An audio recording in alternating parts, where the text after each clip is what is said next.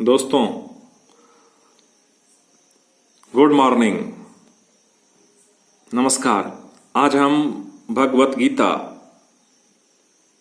के अध्याय 2 गीता का सार, जिसको सांख्य योग भी कहते हैं, contents of the Gita summarised, श्लोक संख्या 50 का अध्ययन करेंगे और विश्लेषण भी करेंगे।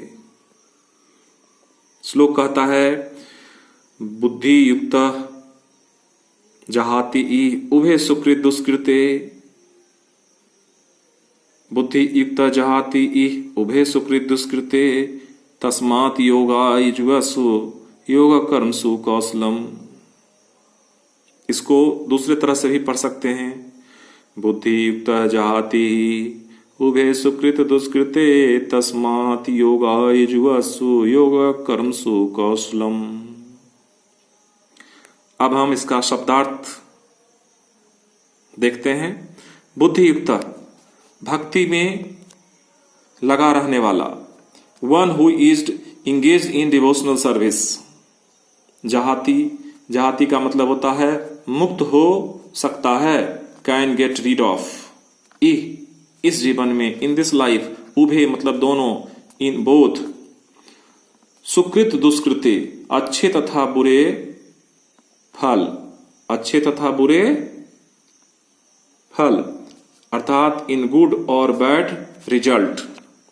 तस्मात् योगा युजवसु, तस्मात् अतः, देयरफॉर, योगा भक्ति के लिए, for the sake of devotional service. युजवस का मतलब होता है इस तरह लग जाओ।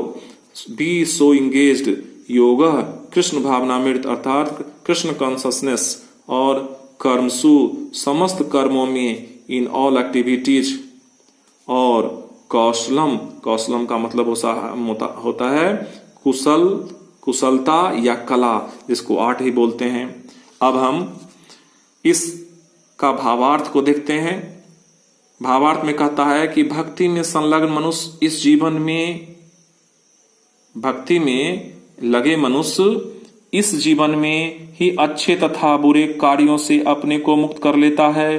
अतः योग के लिए प्रयत्न करो, क्योंकि सारा कार्य कौशल यही है।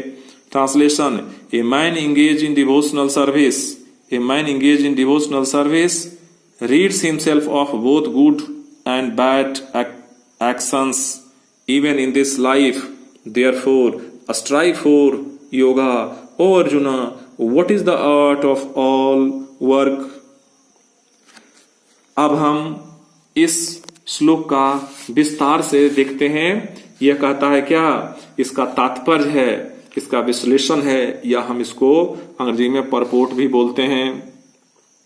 कहता है कि जीवात्मा अनादि काल से अपने अच्छे तथा बुरे कर्म के फलों को संचित करता रहा है, फलता हुआ निरंतर अपने स्वरूप से अनभिज्ञ बना रहा है। इस अज्ञान को भगवत गीता के उपदेश से दूर किया जा सकता है। यहाँ हमें पूर्ण रूप से भगवान श्री कृष्ण की शरण में आ जाने तथा जन्म जन्मांतर कर्म फल की श्रृंखला का शिकार बनाने से मुक्त होने का उपदेश देती है। अतः अर्जुन को कृष्ण भावनामृत में कार्य करने के लिए कहा गया है, क्योंकि कर्म फल के लिए शुद्ध होने की यही प्रक्रिया। अब हम अपने जीवन में इस श्लोक को कैसे इस्तेमाल करते हैं। यह श्लोक का तात्पर्य यह रहा कि जब हम सिर्फ अच्छे और बुरे कर्म करते हैं अनादिकाल से, अर्थात जब हम शुरू से अच्छे या बुरे कर्म करते हैं तो उसका फल को भी हम संचित करते हैं, और हम यह भूल जाते हैं कि हम क्या कर रहे हैं, कितना सही कर रहे हैं, कितना गलत कर रहे हैं।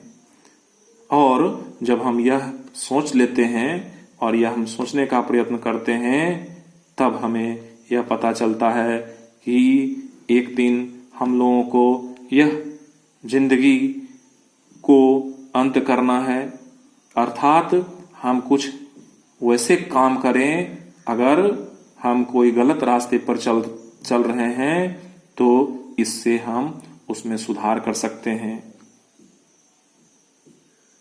धन्यवाद।